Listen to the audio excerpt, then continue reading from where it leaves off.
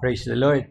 In spite of the weather, we thank God na He's still allowing us to come here. One of the greatest things that I'm learned about giving is that giving should always be our breath. Meaning, pag hindi ka nagbibigay, mamamatay ka dapat kasi hininga mo yun eh. Just like God, uh, everything that the Lord, lahat po ng hiningan ng Diyos ay pagbibigay. We are created in the image and likeness of God. And so, our breath should always be giving. Dapat hindi ka matutulog sa gabi na hindi mo man lang. This is one thing that I always do bago ako matulog. I make a rundown. Ano ba yung binigay ko sa araw na ito? Kasi kung hindi masyadong significant yung pagbibigay ko during the day, I will make sure that bukas ay meron akong gagawin kahit man lang to compensate kasi hindi dapat to double. So, our giving should always be our breath.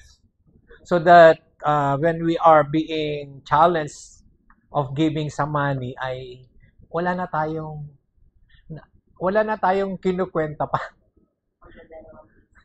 or magdadalawang isip kasi nga it is already your breath.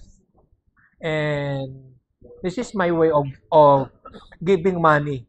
Usually I give my tithes in advance. Hindi hello.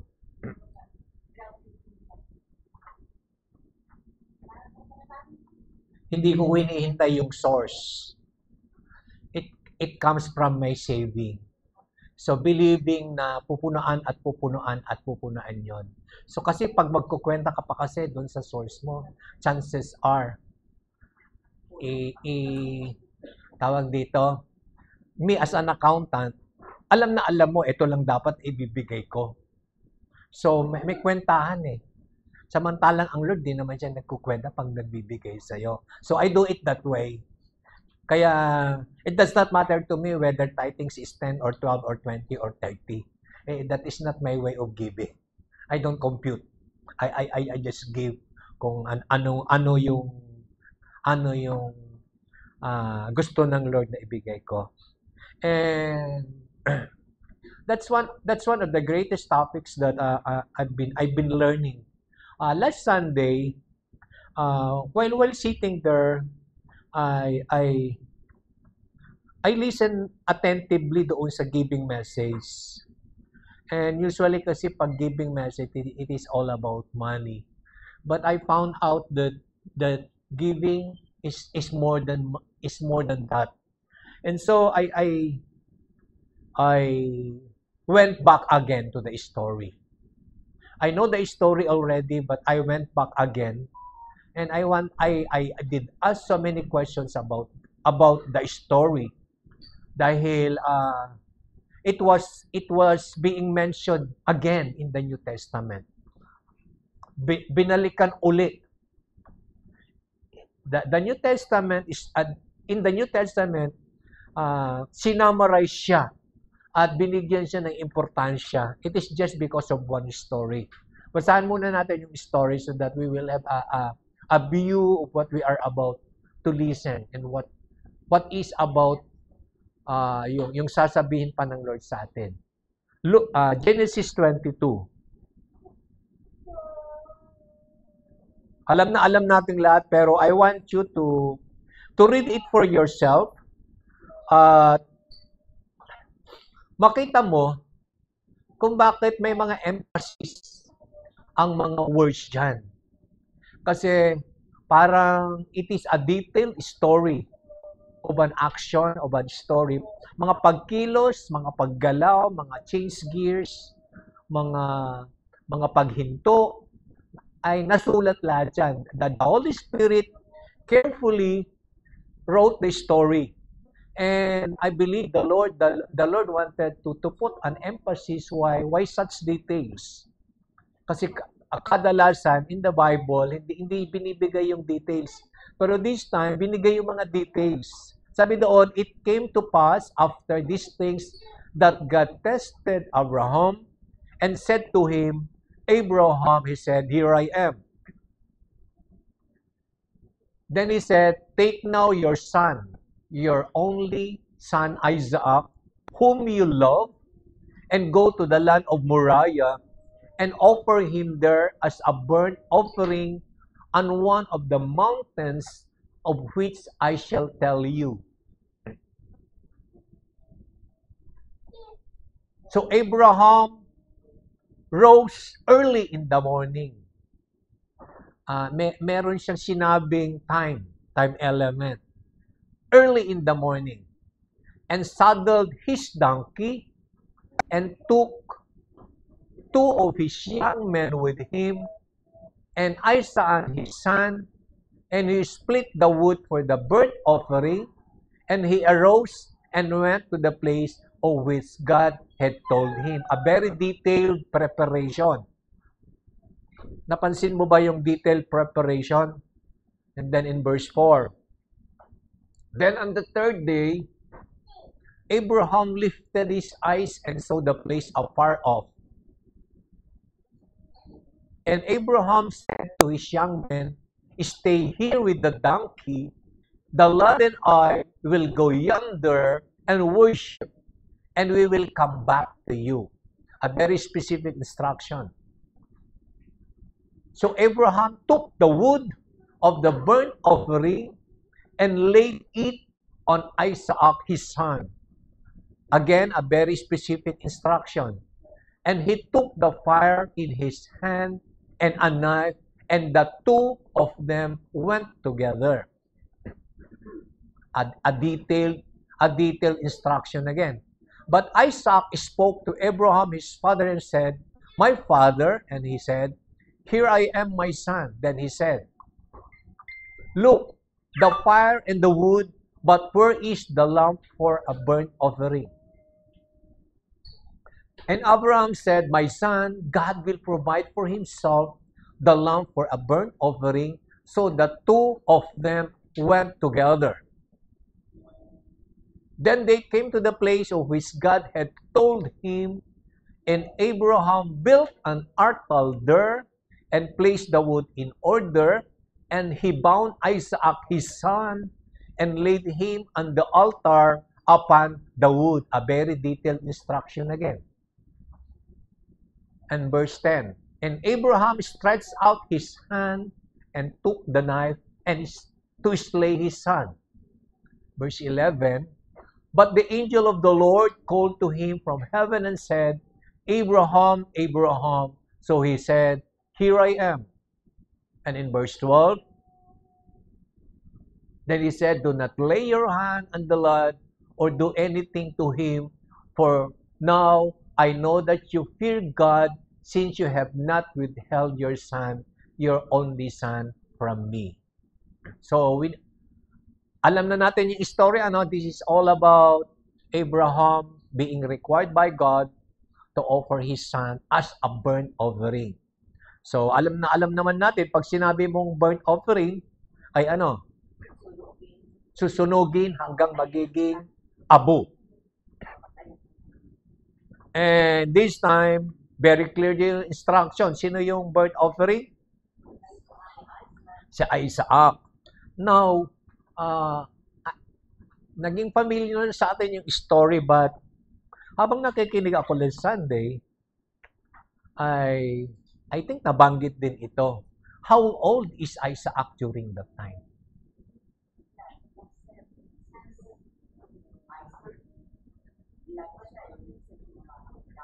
Kasi very hangga't hindi mo naiintindihan kung ano ang edad ni Isaac, hindi mo masyadong makukuha yung gravity of the obedience of this man.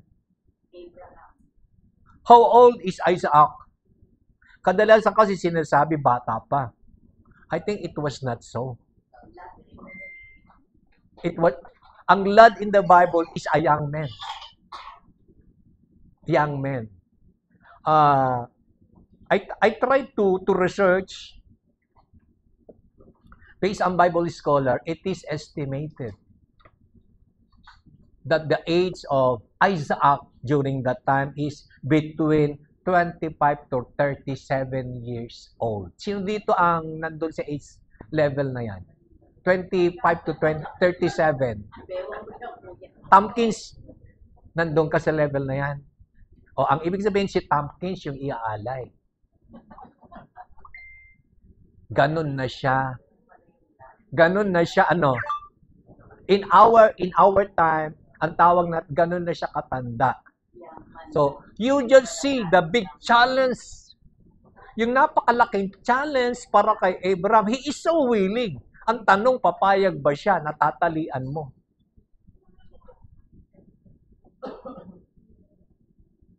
Nagdoble, nagtriple.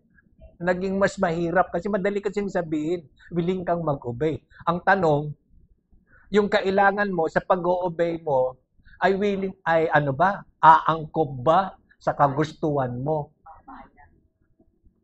And in fact, this is one of the greatest challenges that we do have today. Madalis naman banggitin ng Biblia, Lord, willing naman ako. Kaya lang, mamaya masabi mo, kaya lang Lord. Kaya lang Lord. Meron ka ng kaya lang. Paano kung yung kailangan ko ay wala? Paano Lord kung yung gagawin ko ay hindi maging ganun? Paano Lord kung ang dami mong paano?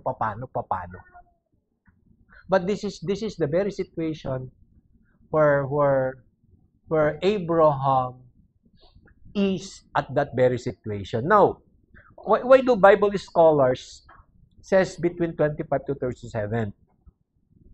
Sarah gave birth to Isaac when she was 90 years old, and she died 127. So, 90 and 137, how many years? Simple mathematics. 90 hanggang 127, how many years ang gap niyan? 37. So, it is probable that nandyan. Pero, hihimayin pa natin. Ang bata, during her time, ewan ko ba, yung wini-win, ano ba ang Tagalog na wini-win yung baby? Yung tinatanggal na sa pagdedede. Ha? Anong Tagalog doon? Hindi ko kasi alam ang Tagalog eh. Sa Ilocano meron. Ayan. Inaawat, winawalay. Ang bata, during their time, is nagdedede ang bata 5 to 7 years old. Ganong kalakas ang mga nanay. Ano, bre mo? Sino dito ang 7 years old?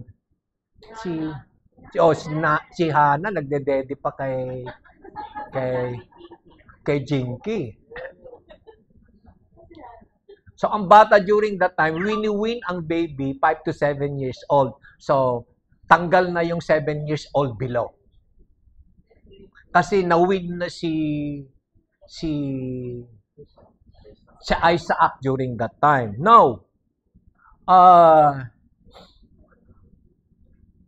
when Abraham decided na sa kalagitnaan ng travel nila ay iniwan yung dalawang servant. Am I correct? Sino yung nagpatuloy? Yung mag-ama. Pero there was a detailed instruction. Tama po ba? Tingnan nga natin yon. Yung iniwan mo na yung mag-ama. I will go yonder and worship.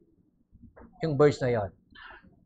There was a detailed instruction there para maintindihan natin yung pangyayari. Kaya pala sinulat.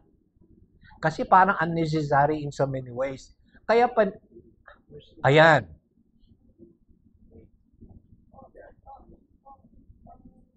Sige pa, yung next. Verse 6. Ayan. So Abraham took the wood of the burnt offering and laid it kanino? Isaac, his son. Ilan ang makukonsume mong wood for a burnt offering? Ilang bungkus yun? Marami. Kasi susunugin mo yung buong alay eh. So maraming bungkus na kahoy yun. Ang nakalagay doon, dati-dati, ang nagbubuhat niyan ay yung mga servants. Kaso, sabi niya sa servants, hindi na kayo sasama, dito na lang kayo. Kami na lang yung bata, yung pupunta. At yung nagbuhat ng kahoy, sino? Yung Isaac. So, most probably, hindi siya bata. Kasi ilang bungkus na kahoy yun.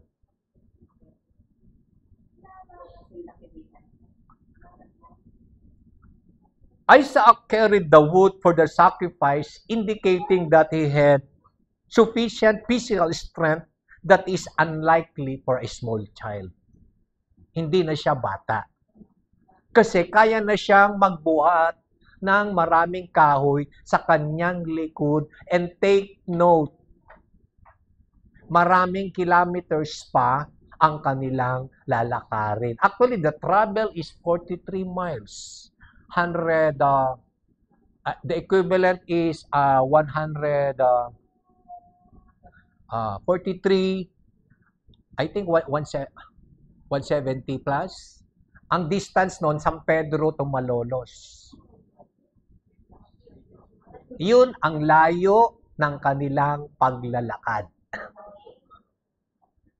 At ito, after, that is now the last lap of their walking. 1/3. So 1/3 ng 150, di meron pang 50 kilometers.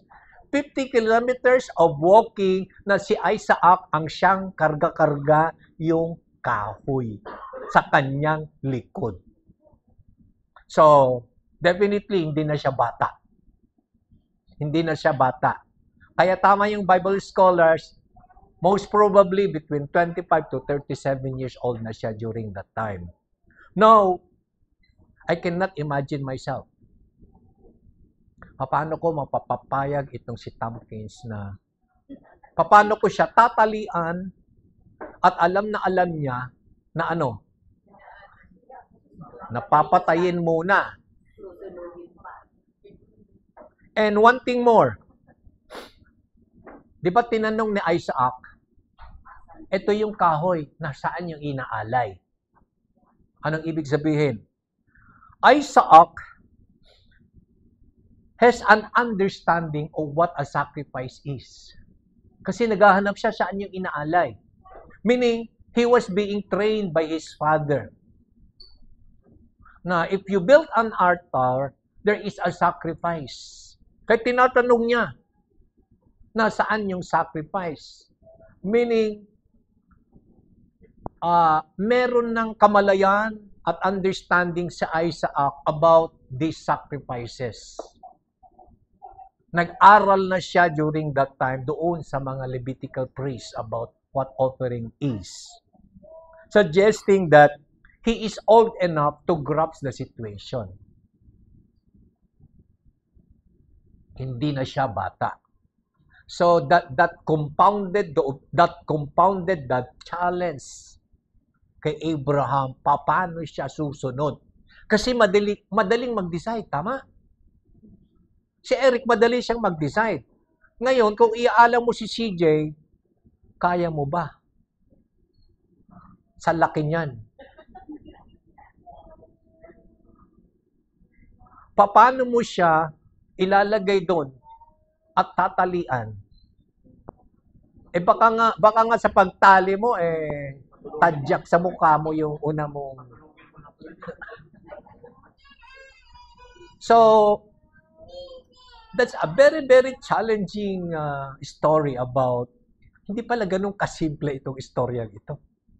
It is not a very simple story, considering that they have walked 170 plus kilometers.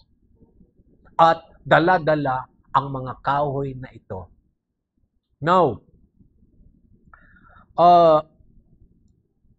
ang tanong, what made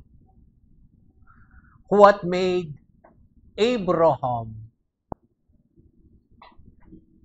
ano ang reason kung bakit nag-go siya sa pag-respond? Kasi kung sa sarili niya madaling mag-oo. Pero this time, hindi ganun kadali. 'Di ba, Eric, kung si CJ ang isasama mo sa pag-o-obey mo, hindi ganun kadali. Hindi ganun kadali. Maaring hindi siya tumugma sa gusto mo. Pero what is in the heart of Abraham? What is in his mind? Ano ang kakaiba sa kanya? That challenged him to obey.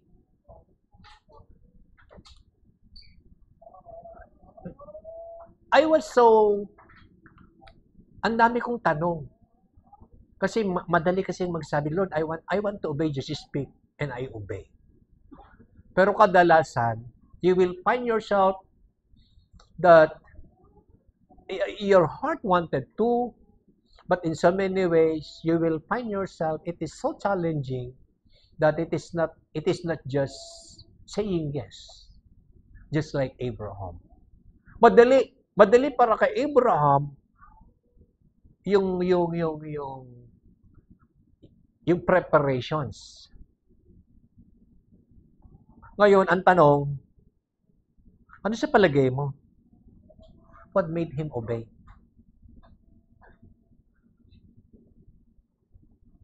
Kinumbins ba niya si Isaac? May kamalayan na si Isaac during that time. He is no longer a child. And he can decide for himself. He could decide for himself. At lalong-lalo na, how could Isaac walk with the man na alam niya it is murder? Siya pala yung iaalay. But I tried to picture it out. Paano itinali? Maganda kasi kapag ipipicture out mo, paano itinali ni Abraham si Isaac, matanda na. Alam niya, nandun na yung kahoy. It is just a split second,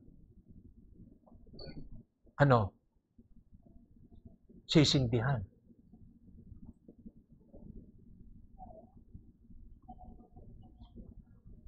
I don't know. I got no specific answers for that. Pero what I know is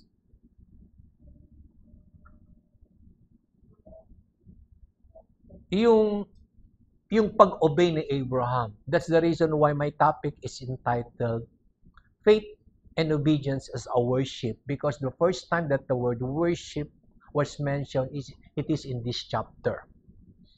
That unto Abraham, when he said he want to worship God, it is all about his faith unto the God who had spoken those rhema word to him, and his obedience to that word that is so impossible to obey.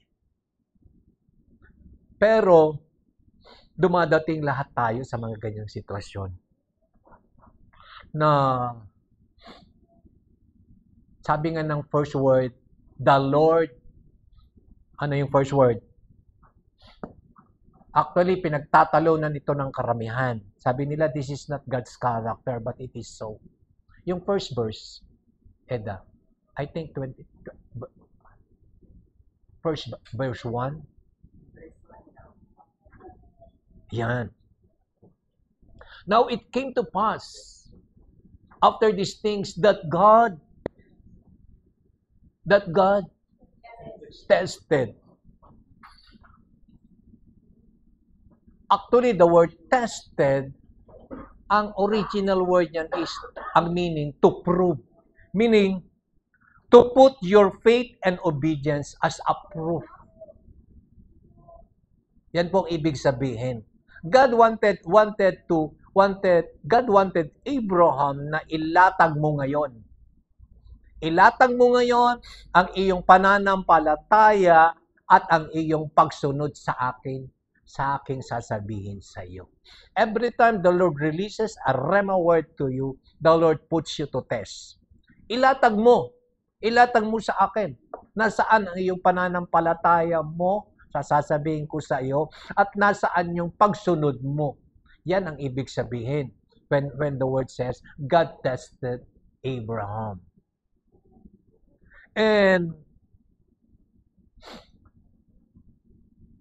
ang nakakatuwa, ang response ni Abraham sa verse 3, ito dapat matutunan nating lahat. Amen. Linatag niya ang kanyang pananampalataya, linatag din niya na ang kanyang pananampalataya ay palaging kalakip ang kanyang pagsunod. Anong nakalagay dyan? A very detailed situation. Abraham rose early in the morning and saddled his donkey and took two of his young men with him and Isaac his son, and he split the wood for the burnt offering, and he arose and went to the place of which God had told him. Ang ibig sabihin, when God had spoken to Abraham,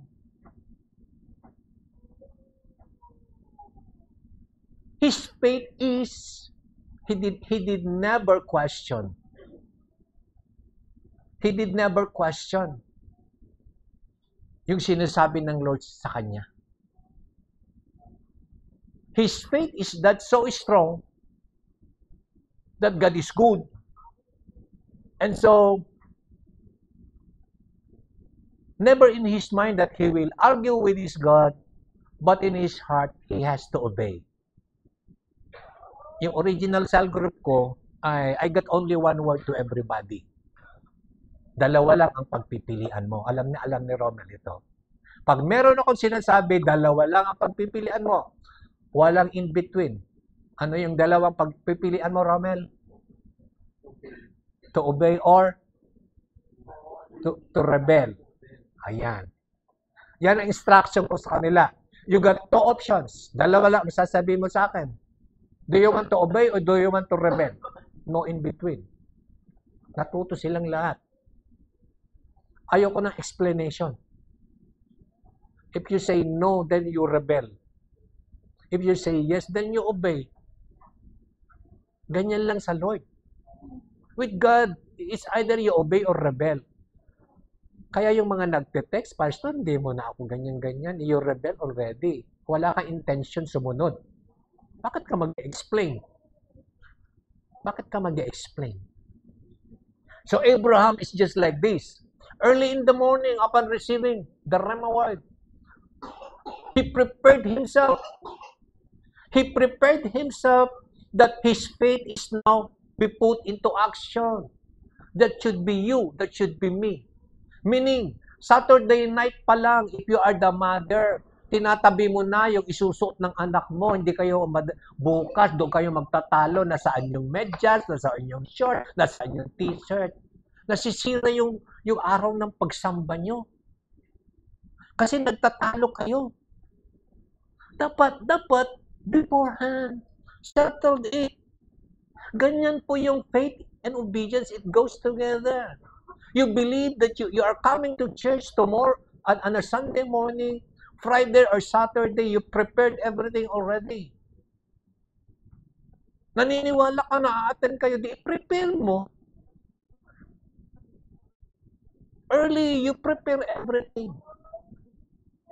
Ako po, pag Sunday, Thursday or Wednesday, yung isusuot ko, nakapak na doon sa bag ko na bibit-bitin ko. That's how I train myself.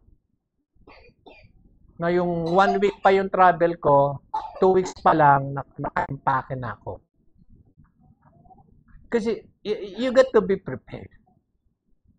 Your heart is already there. Just like Abraham, he rose up early in the morning. He prepared the donkey. He had chosen already the 2 young men that would go with them. And so, he chose the wood to be the wood for the burnt offering. And the fire and the knife, siya na yung nagdala. To make sure. Hindi ka ba nagtaka? na ang nagdala ng knife and fire ay sino? Tatay. Bakit kaya? Bakit hindi niya pinadala sa young men? Yung two of his young men. Dapat tinatanong mo palagi yan. Bakit hindi sinama yung dalawang young men? Nung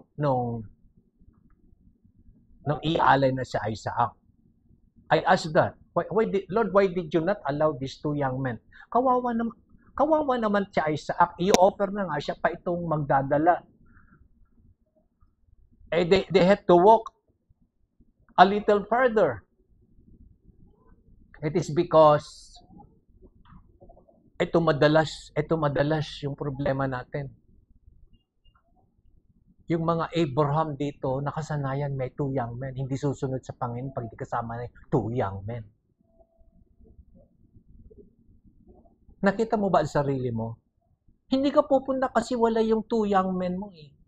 Hindi ka maka-obey. But sabi ni Abraham sa two young men, stay here. I will go yonder and worship. In so many ways, God wanted you to worship Him, you and you alone. Show your faith and your obedience. That even in the absence of two young men, tuloy ka pa rin. Let not these two young men be your crutches. Hello, church.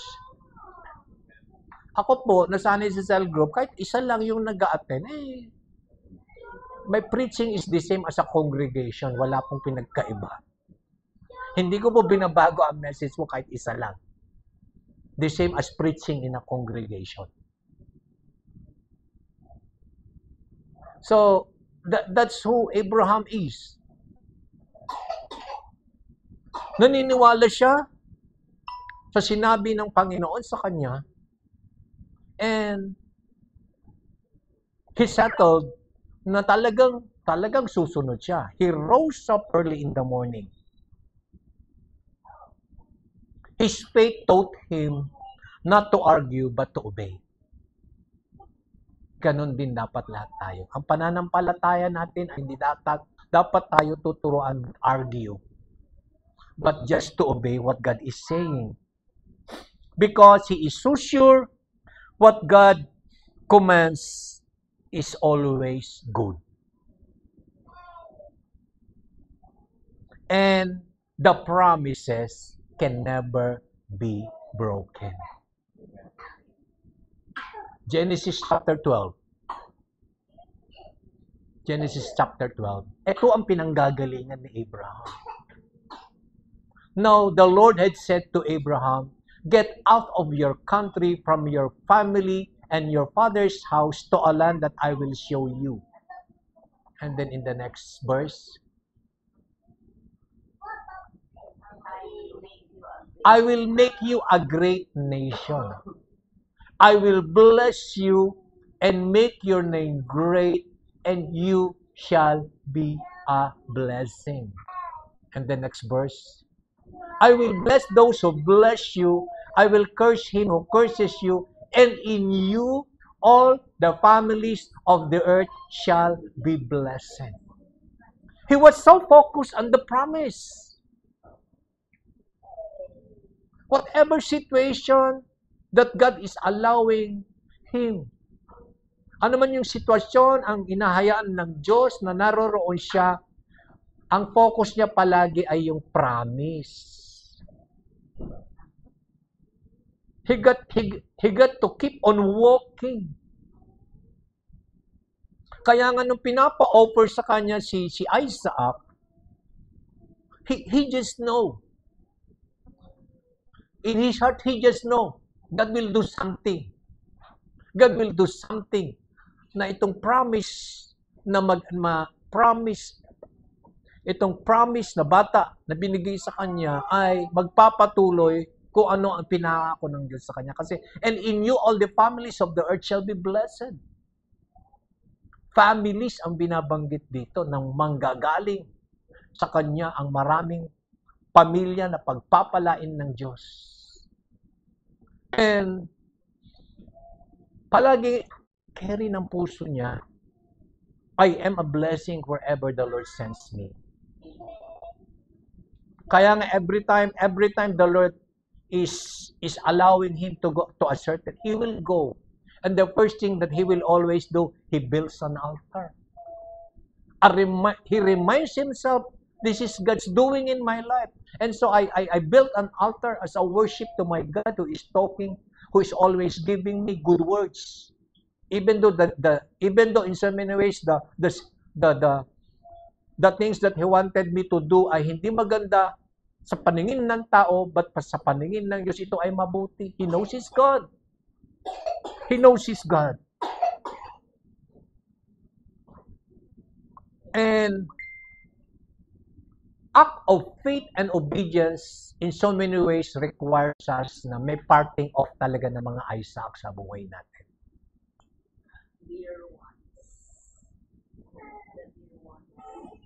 Alam ko ito dahil ito ang madalas na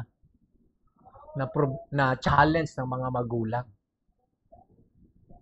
Na kapag yung anak na nila ang pinag-uusapan, madalas nakakarinig ako ng hindi magandang words. Hindi mo kasi naiintindihan, pastor, kasi hindi mo naman kasi anak yan eh. Ganun palagi ang naririnig ko. Oo, hindi ko naiintindihan yung nararamdaman mo, pero ang alam ko.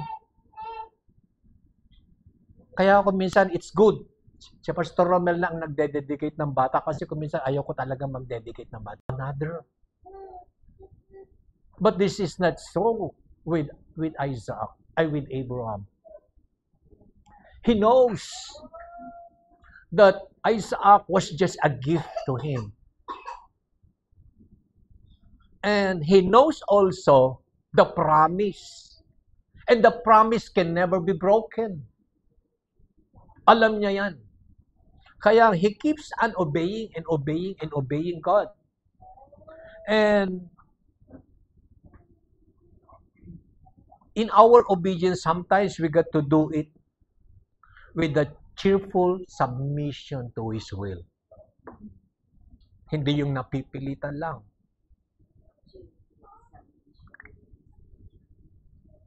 Tatandaan po natin, Abraham's obedience is his unwavering faith and obedience, trusting God's promise and provision.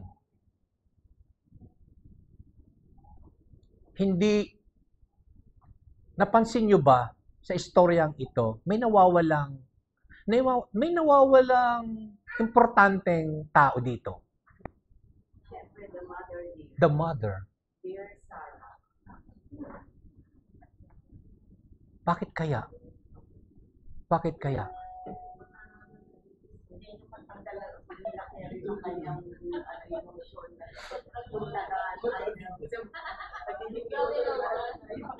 I asked God, Lord, bakit? Wala bang lang may say dito si Sarah? Pinanganak niya yan, matandang-matanda na siya. But she was also willing to release ang batang ito. Meaning, it's good to have, makinig kang mabuti, Cynthia. It's good to have a husband who is godly. Everybody said, because sometimes the emotion of the mother, will cause the husband for disobedience. Kasi kapag ang dami ng sinabi ng nanay, di ba JR, tatahimik ka na lang. Di ba ganun naman palagi? Kapag ang dami ng sinabi ng nanay, kadalasan yung tatay ay tumatahimik na lang. Pero sa kanyang pananahimik, it leads already to disobedience. Kasi nagtatalo lang naman kayo dahil hindi kayo magkasundo, nasusunod kayo sa nais ng Lord para sa inyo. Pero dahil nananaig yung nanay, it would lead to the disobedience. Kaya it's always good to pray for godly fathers. na yan ang i-raise up natin. At yan ang dapat makita ng mga Isaac natin in this generation. They willingly obeyed their father. I just don't know. I wanted to sit down with Isaac pag nasa langit na ako. Ano ba ang nasa isip mo nung sumunod ka sa tatay mo? Ang hirap ng ginawa mo. Pasan-pasan mo yung kahoy na susunog sa'yo. At alam na alam mo. At nung tinatalian ka, ano ang nasa mind mo? Hindi ka ba nagalit sa tatay mo? Hindi ka ba nagkaroon ng tampo? At tinatalian ka na para sunugin? What a father and son relationship. Actually, this is a picture of the father and the son relationship in the New Testament. Our Abba Father and the Son Jesus. That when the Abba Father has sent His Son unto this earth, it is in human form. At alam na alam ng tatay na one day, His Son would go to the cross. A very barbaric way of death. Pero nakita niya yan, pero He is still willing to give His Son. And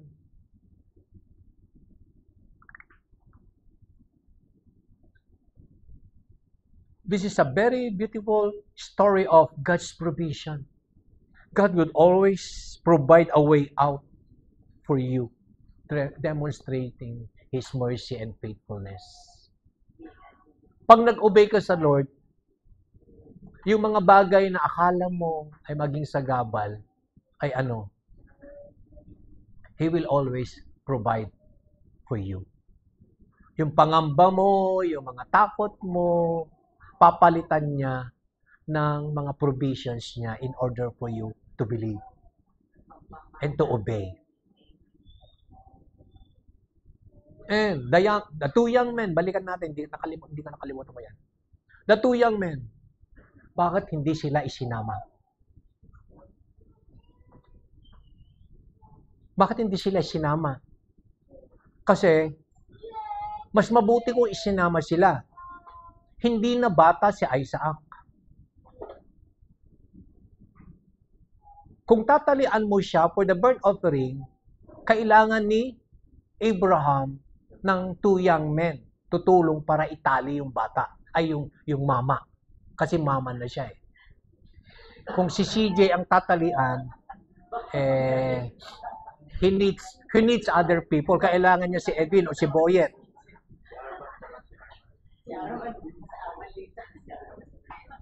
Bakit hindi sinama? Bakit hindi sinama yung dalawa?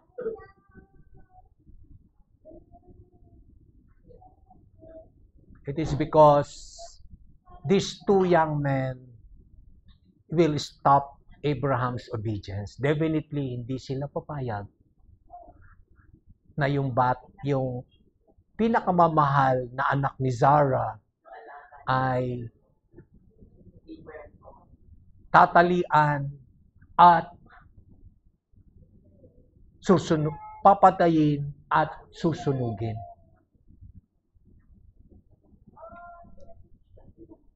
Abraham has to part ways with his two young men. Dahil natutunan niya yan, Abraham has to part way also with his son Isaac. At madali na yan para sa kanya kasi nasanay na siya na kung hindi siya kailangan sa aking pagsunod, then hindi siya isasama. Kaya, people in LIC, huwag kang sama ng sama kung hindi ka kasama. That's always my principle in the mission field. Tandang-tanda ko, I am always assigned na yung Benguet Ministry ay sa akin naka-assign. Nagagalit yung mga eldership sa akin kasi sabi nila, Henry, pag time to challenge the congregation, dinidivide kasi yan eh. Dito ang Benguet, dito ang Bicol, dito ang Tarlac, dito ang Batangas, dito ano. Di may naka-assign na leaders. Aba 90% nandun lahat. Walang po. Sabi niya, bakit wala man lang tao sa Bicol? Bakit walang tao sa ano? Kasi pumupunta lahat sa akin. My big problem is I cannot bring you in. So, ang number one rule ko ay you cannot go with me dahil yung pupuntahan ko land of nothing.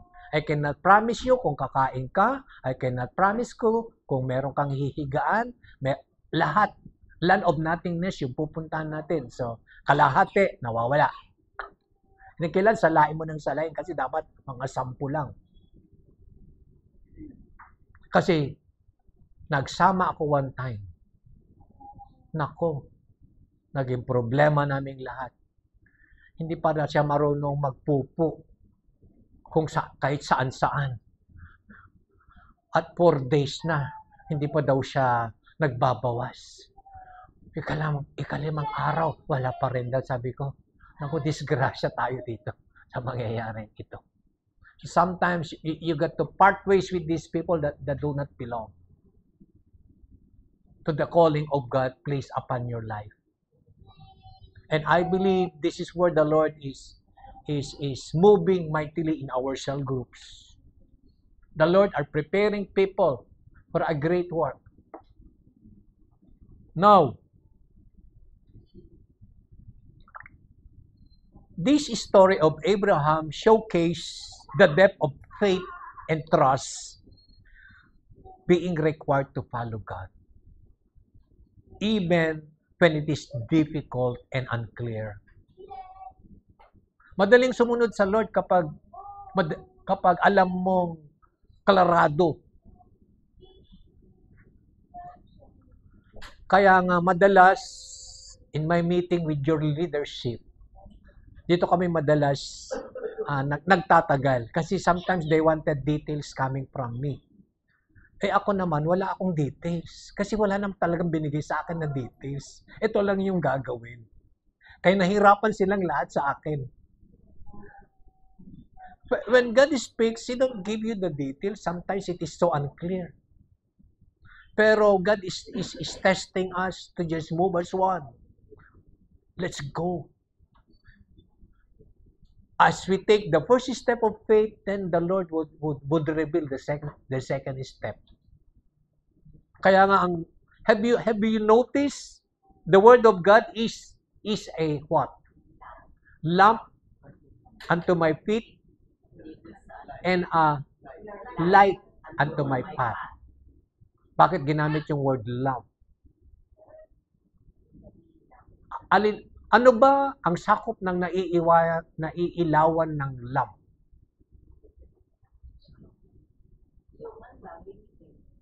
Next step lang.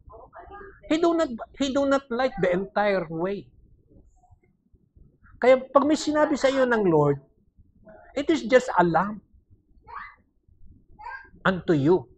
Now, dahil maliwanag yan, diyan ko lumakad. Ngayon, believing that you step further, yung lamp, maiilawan niya uli yung susunod. Tama? Sino dito ang naranasan niya na maglakad na meron lang para?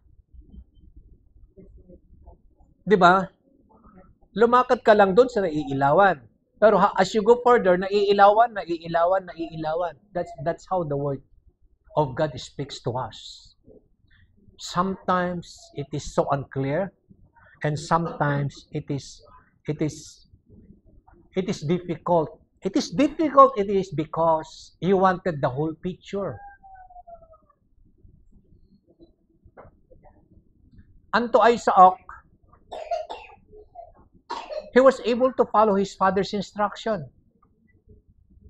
Kasi hindi naman sinabi sa kanya. Hindi sinabi sa kanya, pupunta tayo doon dahil balak kong patayin kita at susunugin. Hindi sinabi sa kanya yon. Just come with me. Dalhin mo ito. In fact, at the last lap of their travel, Abraham took the wood and placed it unto Isaac to carry. That's all he knew at that moment. Pero nung nagsimula na siyang talian, that's the time he realizes, pero I just don't know. I just don't know what kind of faith does Isaac has. No recorded in the Bible that he resisted being tied up. Sa laki ni Brian, kung tatalian ni Mike, ewan ko. ilang kayang bundle ng tali. Pero I just don't know where will you begin the tying. Saan mo sisimulan? Ay nako, pag pinaalam pa ni Mike kay Bibet yan, definitely hindi matutuloy. Hindi matutuloy. Gigirahin ka ng angkan ni Bibet niyan. You see? Hindi ganun kadali. Hindi ganun kadali. Sa istorya lang magandang basahin yan. Sa istorya lang magandang basahin, pero hindi ganun kadali. Especially nung nalaman ko, hindi pala bata ang pinag-uusapan dito, matanda na. 25 to 37 years old. Abraham's story, talagang it showcased the depth of his faith. That requires to follow God even though it is unclear, uncertain, and it is difficult.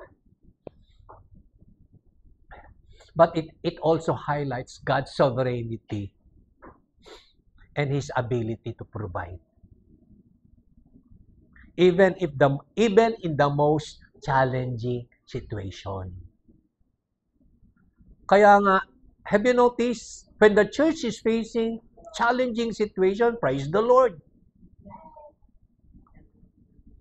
We are believing that God's sovereignty and ability to provide will always be there. And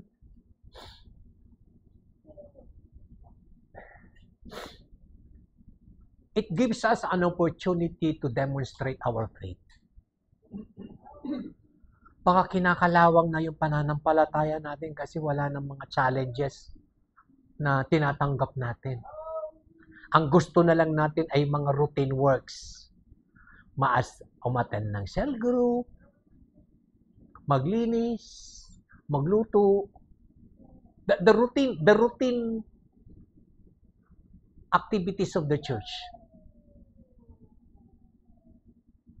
That's the reason why I always wanted you to attend our Saturday PPC, because that is where God speaks. But I have yet to hear God is speaking to somebody, challenging his or her faith, and I am willing to go with you. Amen. Amen.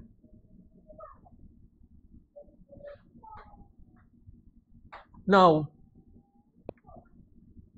Abraham was able to follow God in spite of it is because he anchored his life unto the promise of the Father. There was a promised land to him. Ang tanong, yung promised land sa'yo, napuntahan mo na ba?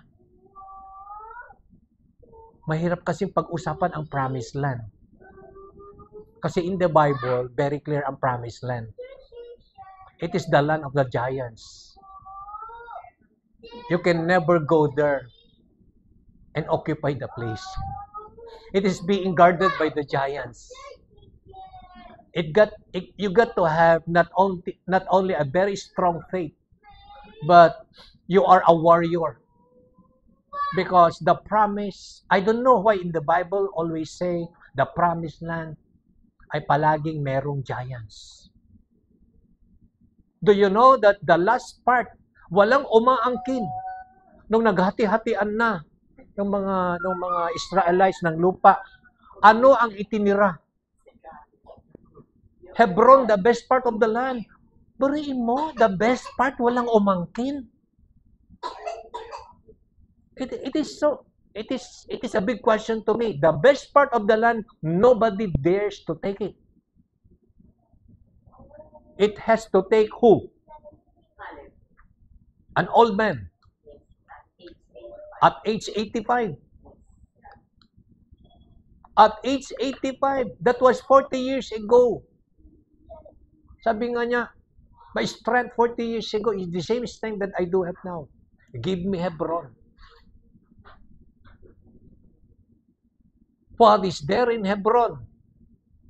The land of the giants. The land of the giants. If you are afraid of the giants, don't expect much. Don't expect much. Don't expect much.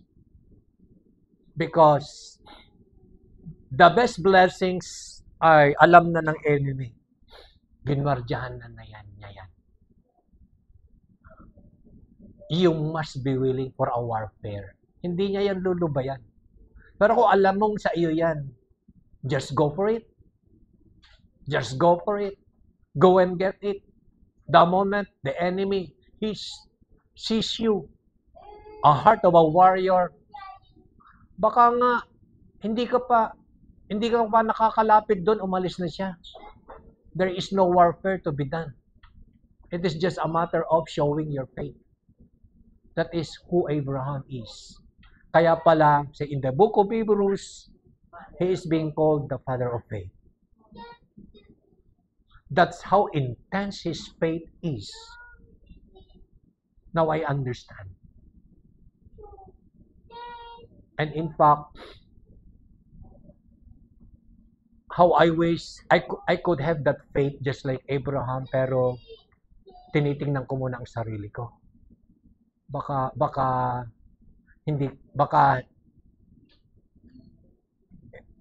mahirap kasi mag-ask ng isang bagay na baka mamaya eventually hindi mo kakayanin. Pero ang daming nag-aangkin na gusto nila ng ganong faith. Pero nung naintindihan ko itong Genesis 22, I found out. Kaya pala, we are the heirs of Abraham's promise. Even until today, God moves in this principle of our life. LIC, I believe LIC. The Lord wanted us to become a blessing to the nations, a blessing to where God is sending us. But let us have that kind of faith and that kind of obedience that Abraham has. That he is so willing to part ways even with these two young men and even to his Isaac if necessary. Because he just know who God is. And he just know that the promises of God never change. Shall we stand?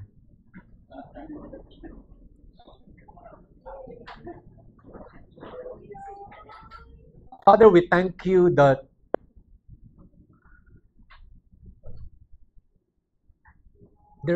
there is a changing of gears, Lord, in our lessons.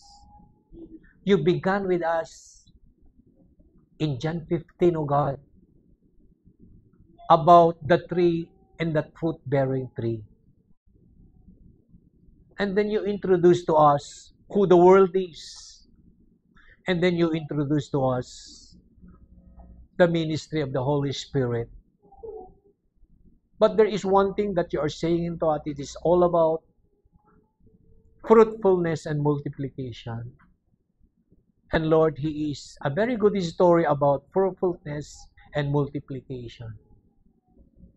May we learn the lessons, Lord, in this story and the principles of who you are, Jesus, the perfect sacrifice. Thank you, Father, that we keep on believing on your promises that is being released unto us, Lord. the Rhema words that we used to receive coming from you.